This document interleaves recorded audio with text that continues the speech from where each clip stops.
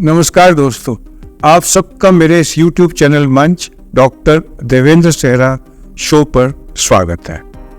आज दो ज़रूरी अपडेट मैं आपको देना चाहूँगा और ये मेरी जो सीरीज़ चल रही है HB1C उसके बीच में रोक कर मैं बोलना चाहूँगा, बिकॉज मेरे विचार में ये बहुत इंपॉर्टेंट दो खबरें हैं जो आपके नॉलेज में होनी चाहिए।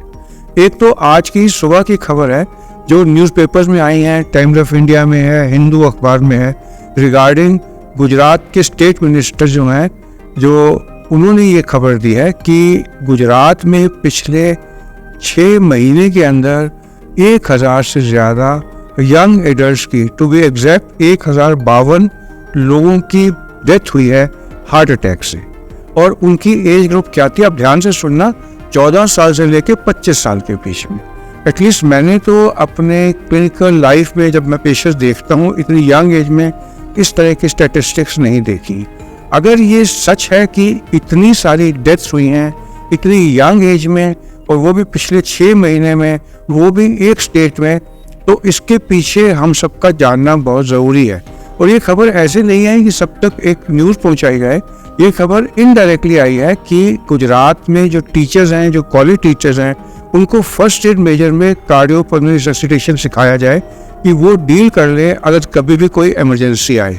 ये न्यूज़ और भी इम्पोर्टेंट हो जाती है जब अगर आप न्यूज़ फॉलो करते हैं तो एक न्यूज़ है कि गरबा डांस करते हुए लास्ट मंथ कोई 10 लोगों की गुजरात में ही डेथ हो गई थी और सब यंग एडल्ट्स थे और तब कहा गया था एक्सट्रीम एग्जॉशन से हुई है। और हमारे ही मेडिकल फ्रेटर्निटी के बड़े फेमस डॉक्टर जिनकी एज सिर्फ 41 ईयर्स थी, जिन्होंने मोर देन 60,000 एंजियोग्राफीज की थी एक यंग एज में, 41 ईयर्स तक की एज में ही उनकी डेथ हो गई थी 6 महीने पहले। और ये भी मेडिकल फ्रेटर्निटी में बहुत कॉमन खबर आई थी और ये समझ नहीं आया था कि क्या लाइफस्टाइल खराब से थी या स्ट्रेस से थी।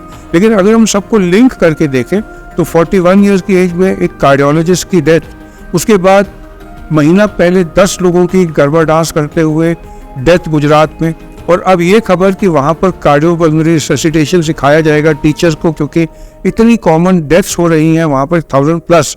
ये एक बड़ी इंपॉर्टेंट न्यूज़ है जिसके बारे में हम सबको अवेयर होना चाहिए।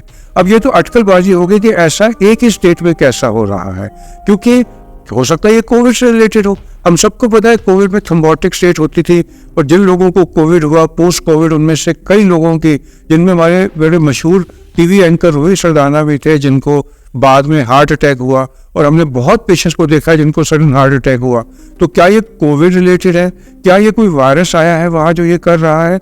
ये सब इम्पोर्टेंट पॉइंट्स है जिसके बारे में डिस्कशन होनी चाहिए, बट अवेयरनेस तो जरूर होनी चाहिए जो मैं आपको देना चाहता था।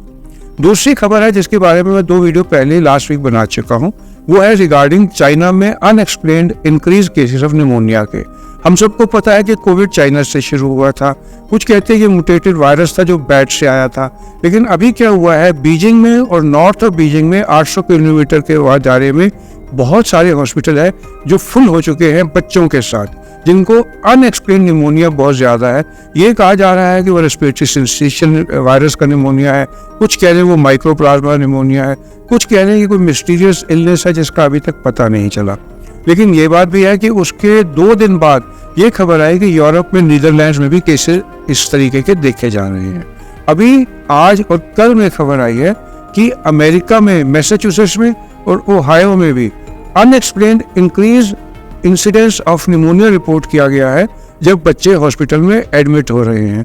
इसको व्हाइट लंग सिंड्रोम का नाम वहाँ दिया गया है, जो बच्चों को बहुत खांसी आती है लेकिन उनको बलगम नहीं आता और एक्सरे में व्हाइट पैचेस आ जाते हैं। ये पैचेस हो सकता है वैसे ही हो जैसे कोविड में आते थे, लेकिन अभी तक ये क्लियर नहीं है। तो इस बात का हमारे लिए क्या इंपॉर्टेंस है, हम सबको अवेयर होना चाहिए और पेरेंट्स को चाहिए कि खुद तो कवर रहे, अपने बच्चों को भी कवर रखे। वो फर्स्ट सिम्टम ऑफ निमोनिया अगर बच्चे में देखें तो हॉस्पिटल जाए। और एक मेरी पर्सनल राय ये होगी कि जब तक ये बात क्लियर नहीं हो जाती, क्राउडेड प्लेसेस में, पब्लिक प्लेसेस में, मॉल्स में जाने से आजकल बचे, क्योंकि हमने भी देखा है अपने हॉस्पिटल में, चाहे सर्दियों में हमेशा होते हैं, इस बार भी ऐसे पेशेंट्स आ रहे हैं जिनको व्हाइट सेल काउंट कम है और चेस्ट में पैचेस हैं जैसे कोविड सीजन में होता था। अभी तक उनके इन्वेस्टिगेशन में स्वाइन फ्लू, कोविड-19 वगैरह तो नेगेटिव है। क्या ये कोई नया वायरस है, अभी तक मालूम नहीं। तो मैं आपको आज बस यही 2 अपडेट देना चाहता था। और अगर मेरे इस तरह के अपडेट आपको थोड़े से सीखने को देते हैं तो आप मेरे चैनल को सब्सक्राइब कर लीजिए और लाइक कर दीजिए। क्योंकि उससे एनकरेजमेंट मिलती है कि मैं इस तरीके के वीडियो आप सब लोगों के पास देता रहूं, डालता रहूं। आप सबका मेरे साथ जुड़ने के लिए धन्यवाद।